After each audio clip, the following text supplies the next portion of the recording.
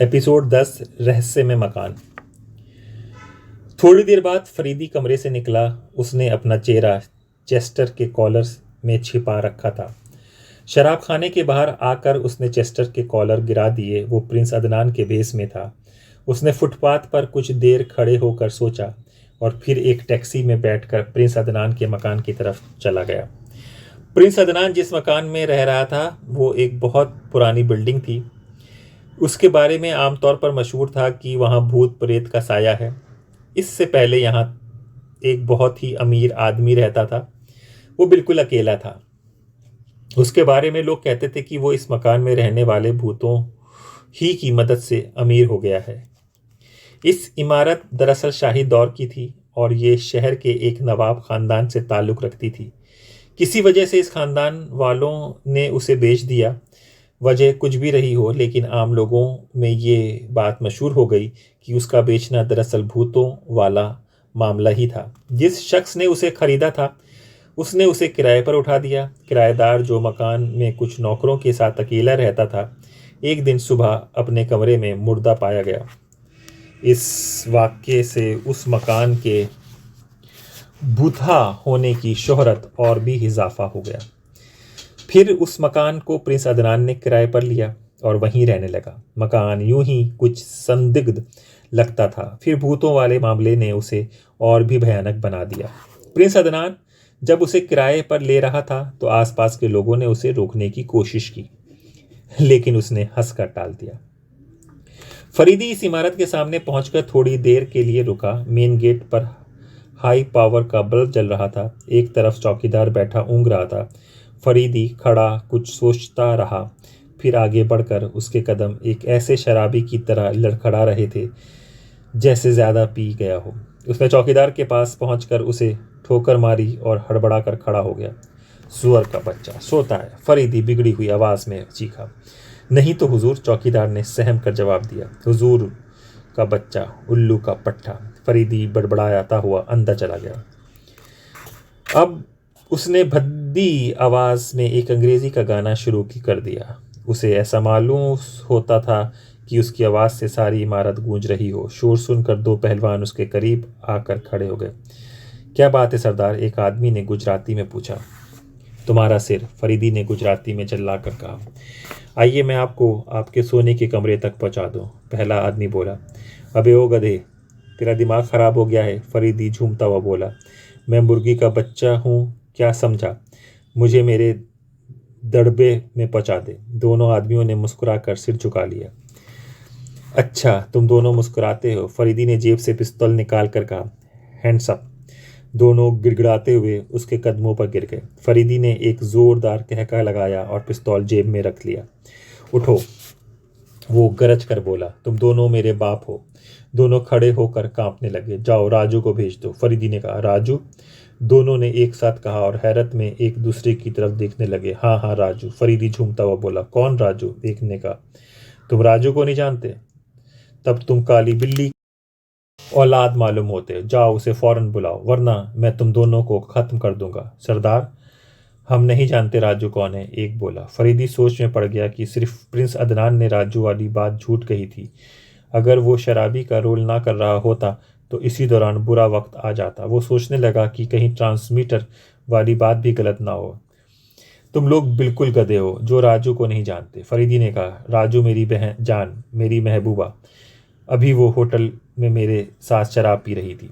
ये बात है, एक मुस्कुराकर बोला। आप हमें उसके घर का पता बताइए, हम अभी उसे उठा लाते हैं। वो जन्नत में रहती है। फरीदी ने लड़खड़ाकर आगे बढ़ने की कोशिश की, लेकिन दूसरे ही पल वो गिर गया। सरदार, सरदार, दोनों उस पर झुकते हुए एक साथ चीखे। बेहोश हो गए।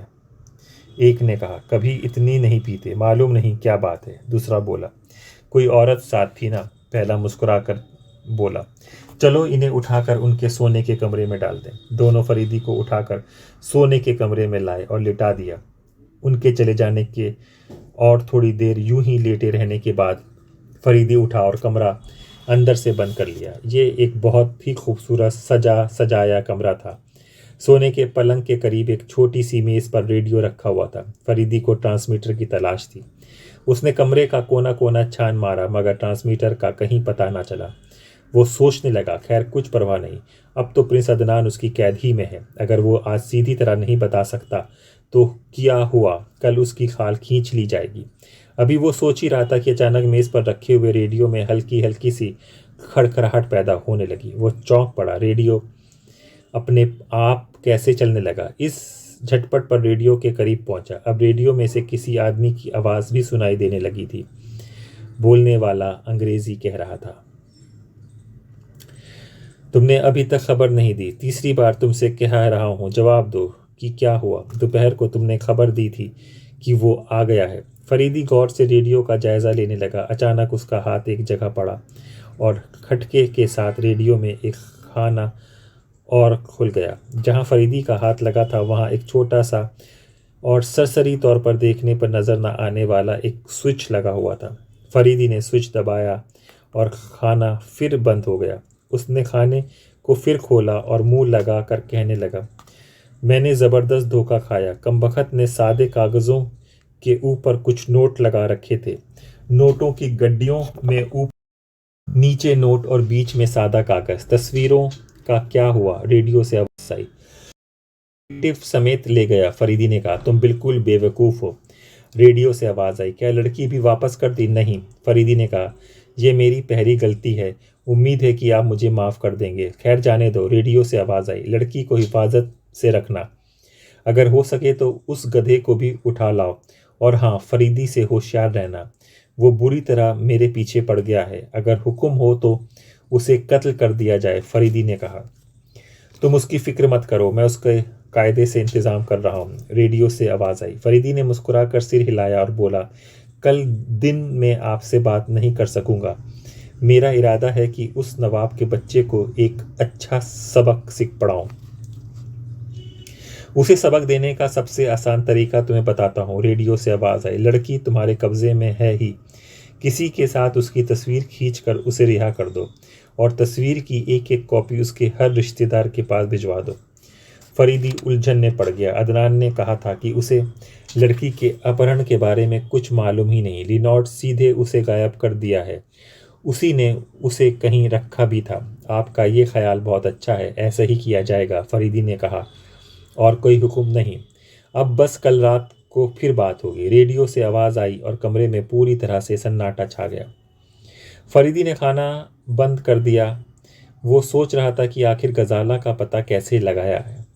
अगर वो उसी मकान में किसी जगह कैद है तब तो आसानी से पता चल जाएगा। अगर यहाँ ना हुई तो उसके लिए उसे दोबारा अदनान के साथ सख्ती करनी पड़ेगी। उसने अदनान के साथ जो रवैया अपनाया था वो उसे बिल्कुल पसंद ना था, लेकिन इसके अलावा कोई और सूरत भी तो ना थी। वहीं अच्छी तरह जानता था कि इस किस्म के लोग मारने पीटने से ही काबू हो आते हैं। कभी कभी तो मारपीट भी उन्हें सीधा रास्ते पर लाने के लिए बेकार साबित होती है। फरीदी रात भर जागता रहा। जब मकान के सारे लोग सो गए तो वो उठा और मकान का कोना कोना छान मारा, मगर गजाला का कोई पता नहीं था। आगे क्या होगा इसके लिए हमारा अगला एपिसोड ज़रूर सुनिए, सिर्फ ऑडियो पब्लिकेशन पर।